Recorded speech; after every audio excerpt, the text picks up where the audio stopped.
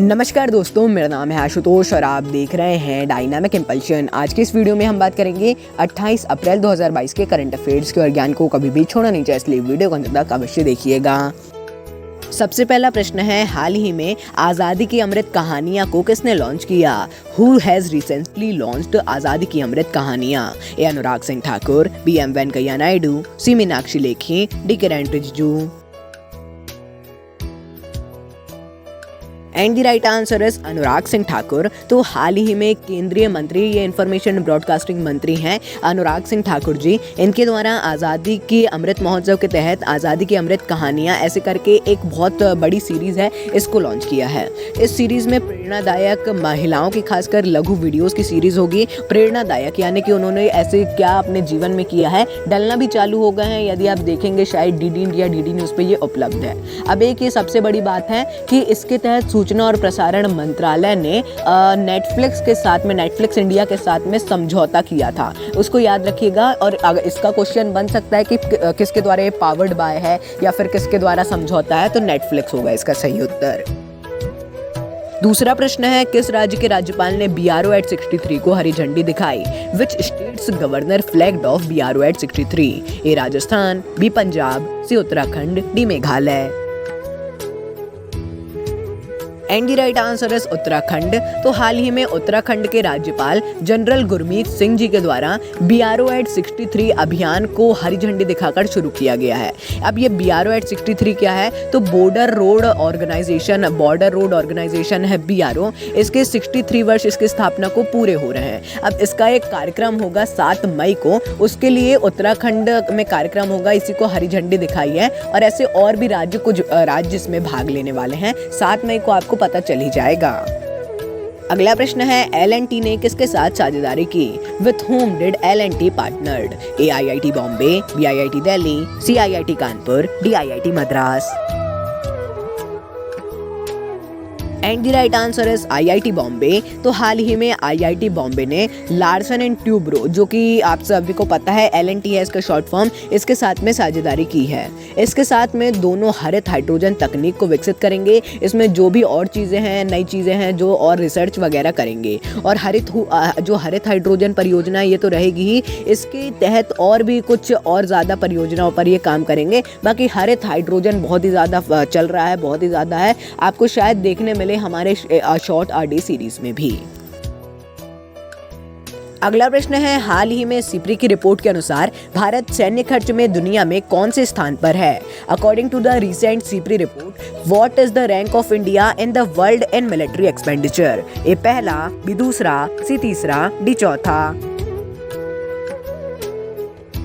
And the right answer is तीसरा। तो हाल ही में सिप्री ने रिपोर्ट जारी की है, ये इसकी सबसे महत्वपूर्ण रिपोर्ट है। इसके अनुसार भारत तीसरे स्थान पर डिफेंस में विश्व में सबसे ज़्यादा खर्च करता है डिफेंस के क्षेत्र में। ये एक बहुत ही बड़ी बात होती है। और देखिए, इसको याद रखिएगा कि तीसरे स्थान पर है भारत, पहले में है अमेरिका, दूसरे में है चीन, तीसरे में है भारत, और उसके बाद रूस और यूनाइटेड किंगडम है। अब ये 5 मिलकर 62% पूरे विश्व का सैन्य खर्च करते हैं। इससे ये आप समझ सकते हैं ये आधे से भी ज़्यादा है।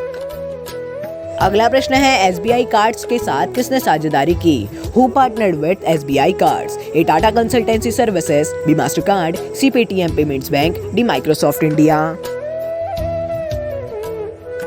And the right answer is Tata Consultancy Services. तो देखिए, ये उतना ज़्यादा इंपॉर्टेंट क्वेश्चन तो नहीं है, लेकिन हाँ समझ लीजिए एक बैंकिंग के उद्देश्य से आ ही सकता है। तो देखिए, स्टेट बैंक SBI कार्ड्स ने टाटा कंसल्टेंसी सर्विसेज के साथ साझेदारी की है। इससे स्टेट बैंक के जो कार्ड्स हैं उसको और भी ज़्यादा डिजिटलाइज किया जाएगा, और भी ज़्यादा विकसित किया जाएगा। एक तरीके से सिक्योरिटी वगैरह भी थोड़ी और बढ़ाई जाएगी। अब तो धीरे धीरे ऐसा भी आ रहा है कि बिना कार्ड के अब पैसे वगैरह निकलने लगेंगे, आपने इसके बारे में सुना होगा। उस पे भी एक शायद हम वीडियो बना सकते हैं पूरा डिटेल्ड। अगला प्रश्न है, हाल ही में इंडसइंड बैंक ने किसके साथ समझौता किया? Recently with whom did IndusInd bank tied up? A Airtel Payments Bank, B Fino Payments Bank, C Paytm Payments Bank, D उपरोक्त कोई नहीं। And the right answer is Airtel Payments Bank. तो देखिए हाँ, ये इंपॉर्टेंट हो सकता है बैंकिंग की दृष्टि से देखा जाए तो। हाल ही में एयरटेल पेमेंट्स बैंक ने इंडसइंड बैंक के साथ दोनों ने मिलकर आपस में साझेदारी की है। इसके तहत जो एयरटेल पेमेंट्स बैंक है वो अपने ग्राहकों को एफडी की सुविधा उपलब्ध कराएगा। इंडसइंड में तो पहले से ही उपलब्ध है, लेकिन पेटीएम जो पेमेंट्स बैंक है ये डिजिटल बैंक है। अभी डिजिटल बैंक इन क्षेत्रों में ज़्यादा विकसित नहीं हुआ है, इसलिए अब ये और आगे बढ़ रहा है। और हाँ, कुछ समय बाद हो सकता है कि जो ऐसे पेमेंट्स बैंक है वो ही हमको ज़्यादा देखने मिले, क्योंकि डिजिटल इंडिया पहले से ही चल ही रहा है और अब इसमें भी बहुत सी सुविधाएं उपलब्ध होती जा रही हैं।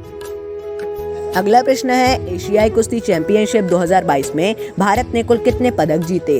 How many medals did India win in Asian wrestling championship 2022? A 5, B 10, C 17, D 21। And the right answer is 17। तो हाल ही में भारत ने एशियाई कुश्ती चैंपियनशिप में 17 मेडल हासिल किए हैं। देखिए इसमें 1 स्वर्ण, 5 रजत और 11 कांस्य पदक हैं। इसको याद रखिएगा, एक बहुत ही बड़ी बात है इतने पदकों को जीतना एक सिंपल सी कुश्ती चैंपियनशिप में। भारत धीरे धीरे और आगे बढ़ रहा है और ये इसका 35वां संस्करण था जिसे मंगोलिया में आयोजित किया गया था। यहाँ यश लिखा है, लेकिन आप सब लोग इतने समझदार हैं ही, आप समझ गए होंगे कि वहाँ पर है ये।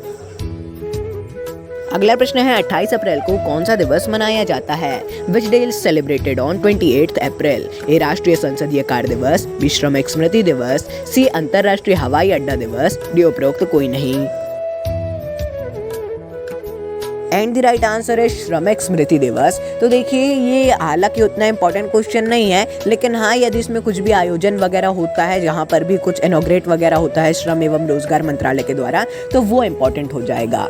इसे अंतर्राष्ट्रीय व्यापार संघ परिसंघ के द्वारा शुरू किया गया था और इसमें जो घायल और जो काम करते वक्त मृतक श्रमिक हैं उनको श्रद्धांजलि देने के लिए इसे प्रतिवर्ष मनाया जाता है 28 अप्रैल को। तो दोस्तों ये था अंतिम प्रश्न। मिलते हैं अगले वीडियो में। नमस्कार। Dynamic impulsion.